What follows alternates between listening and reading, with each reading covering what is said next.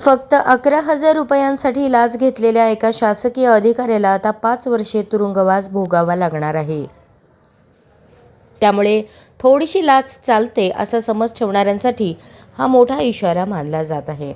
जगन्नाथ मारुती कुंभार वय 57, तत्कालीन मंडळाधिकारी पटवर्धन कुरोली, तालुका पंढरपूर यांनी एका नागरिकांकडून 11,000ची लाच मागितली होती.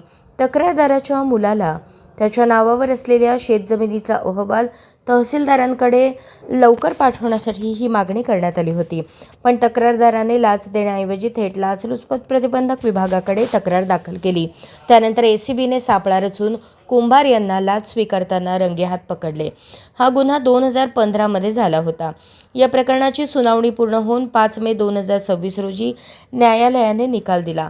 न्यायालयाने कुंभार यांना दोषी ठरवून 5 वर्ष सक्तमजुरी व 15,000 रुपये दंड, 5 वर्ष सक्तमजुरी व 15,000 रुपये दंड, कलम 13 अशी शिक्षा सुनावली.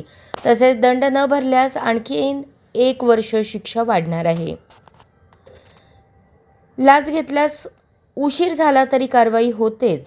करिअर, नोकरी आणि प्रतिष्ठा सगळं धोक्यात येऊ शकतं. लाच देऊ नका, तक्रार करा. कायदा तुमच्या बाजूने उभा आहे.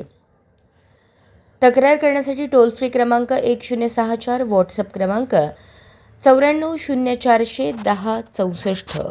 अशाच नवनवीन अपडेटसाठी जनता राज्य न्यूज चॅनलला सबस्क्राईब करा, लाईक करा आणि शेअर करायला विसरू नका.